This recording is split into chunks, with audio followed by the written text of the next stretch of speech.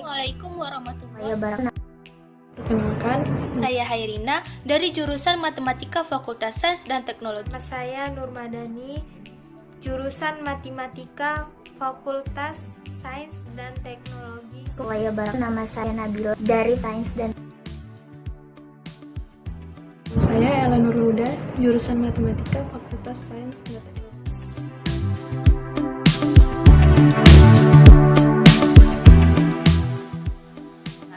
Di sini saya akan menjelaskan tentang pengertian pemodelan matematika. Kita sering mengalami permasalahan-permasalahan kontekstual dalam kehidupan sehari-hari dan perlu dicari solusinya. Dalam hubungan itulah perlu pemahaman yang tepat tentang pemodelan matematika dan pemecahannya. Apalagi pemodelan matematika sangatlah penting dalam dunia sains. Khususnya para ilmuwan yang memiliki alasan praktis untuk melakukan pemodelan matematika ketika mereka berhasil memecahkan masalah melalui pemodelan matematika tersebut. Jadi, apa itu pemodelan matematika?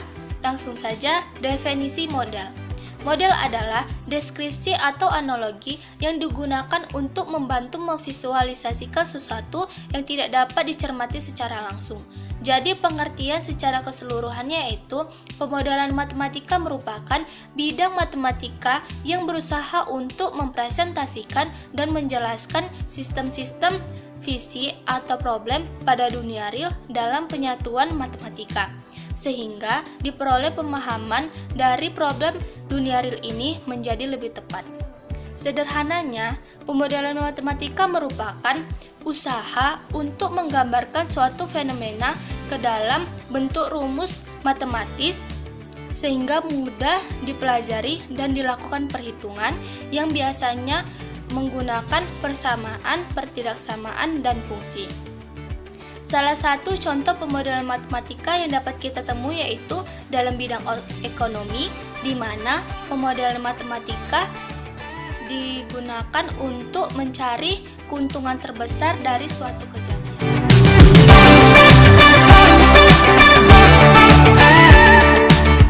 Pendekatan model matematika dalam kehidupan sehari-hari.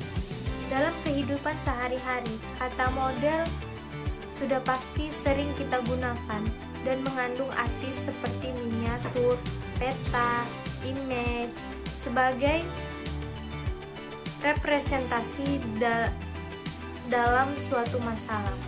Misalnya model pakaian, model rumah.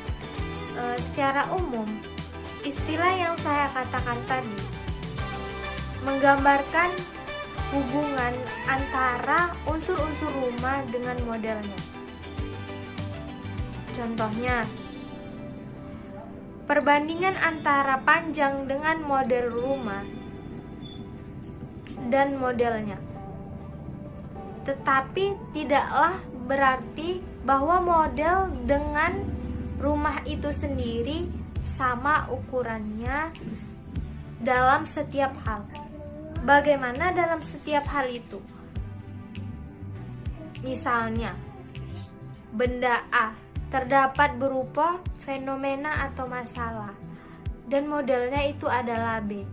Maka terjadilah kumpulan unsur-unsur sehingga B yang mempunyai hubungan di A dengan A. Demikian pula terdapat suatu hubungan yang berlaku antara unsur-unsur di B yang sesuai dengan unsur-unsur sebagian padanannya.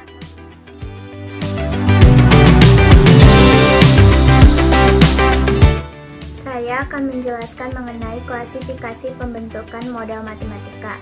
Pembentukan model matematika dibagi menjadi 5 bagian. 1. Berdasarkan fungsi, terdapat model deskriptif, prediktif, dan normatif. Model prediktif adalah model yang menunjukkan atau menggambarkan situasi yang sedang terjadi atau sistem nyata. Contohnya peta pada organisasi. Sedangkan model prediktif adalah model yang menunjukkan apabila ada sesuatu yang terjadi, maka akan ada yang terjadi. Contohnya model antrian. Dan model normatif adalah model yang memberikan jawaban yang terbaik terhadap satu persoalan. Contohnya seperti model marketing. Kedua, berdasarkan struktur, terdapat model ikonik, model analog, dan model simbolik. Model ikonik adalah model yang menirukan sistem aslinya baik dari segi fisik, fungsi, bentuk, dan pola, tetapi hanya dalam suatu skala tertentu. Contoh model pada pesawat. Model analog adalah model yang menirukan sistem aslinya dengan hanya mengambil beberapa bagian karakteristik utama dan menggambarkannya dengan benda atau sistem lain secara analog. Contoh, gelombang pantul udara dan gelombang air. Model simbolik adalah model yang menggambarkan dengan simbol-simbol matematik. Contohnya, hukum Pythagoras. Ketiga, berdasarkan referensi waktu, terdapat model statik dan model dinamik. Model statik adalah model yang tidak terkait pada waktu, contoh struktur pada organisasi. Model dinamik adalah model yang terkait pada waktu, contohnya pertumbuhan populasi. Keempat, berdasarkan referensi ketidakpastian, terdapat model deterministik, model probabilistik, dan model tidak pasti. Model deterministik adalah model dalam situasi yang pasti, sedangkan model probabilistik adalah model yang berkaitan dengan distribusi probabilistik dari input atau proses. Dan model tidak pasti adalah model yang dikembangkan untuk menghadapi ketidakpastian mutlak, contohnya model pada permainan. Yang kelima, berdasarkan generalisasi, terdapat model umum dan model spesifik. Model umum adalah model yang diterapkan pada berbagai bidang fungsional, contohnya program linier. Sedangkan model spesifik adalah model yang hanya digunakan untuk masalah tertentu.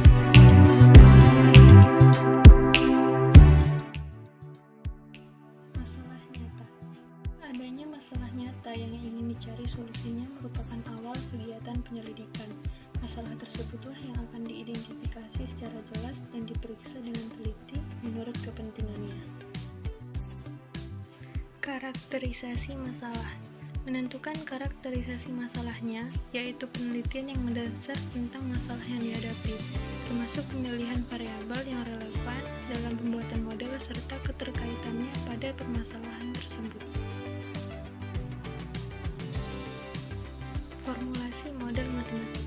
Formulasi model merupakan penerjemahan dari masalah nyata ke dalam persamaan matematik yang menghasilkan model matematik.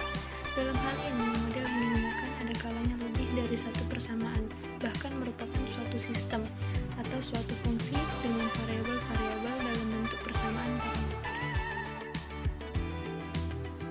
Analisis. Analisis matematik kemudian dilakukan dengan penugaan parameter serta deduksi sifat-sifat yang diperoleh dari model yang digunakan. Validasi. Model umumnya merupakan abstraksi masalah yang sudah disederhanakan, sehingga hasilnya mungkin berbeda dengan kenyataan yang diperoleh. Untuk itu, model yang diperoleh ini perlu divalidasi, yaitu sejauh mana model itu dapat dianggap memadai dalam penerapannya pada masalah yang dihadapi. Model memadai.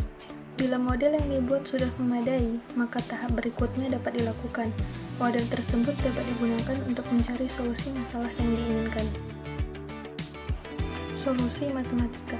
Kemudian didapatlah solusi model matematika dari permasalahan tersebut. Membentuk model matematika sederhana. Langkah 1. Baca masalah dengan cermat, kemudian tentukan apa yang diketahui dan apa yang belum diketahui atau dicari. Tulis dengan lengkap informasi ini. Langkah 2. Gunakan variabel untuk menyatakan apa yang dicari atau ditanyakan.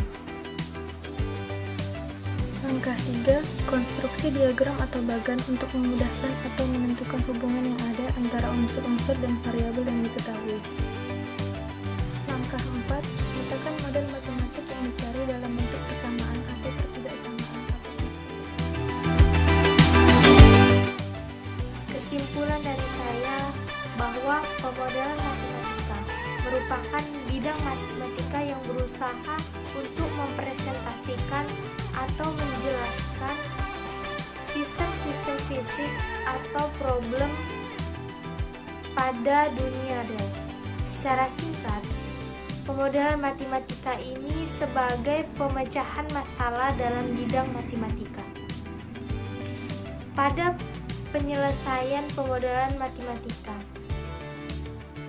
tiap tahap memerlukan pengertian yang mendalam, utuh tentang konsep, teknik, intuisi, pemikiran kritis,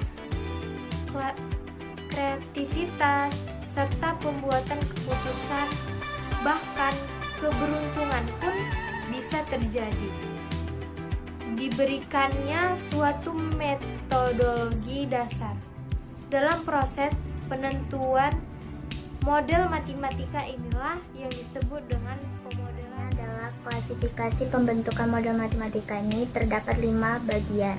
Yang pertama berdasarkan fungsi, kedua berdasarkan struktur, ketiga berdasarkan referensi waktu, keempat berdasarkan referensi ketidakpastian, dan yang kelima berdasarkan generalisasi.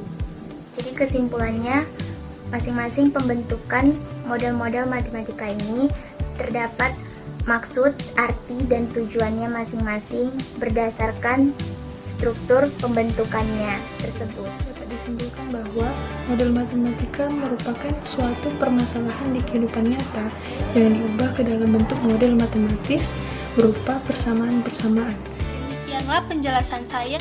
Sekian dari saya. Sekian dari kami. Wassalamualaikum Assalamualaikum Warahmatullahi wabarakatuh. Wabarakatuh.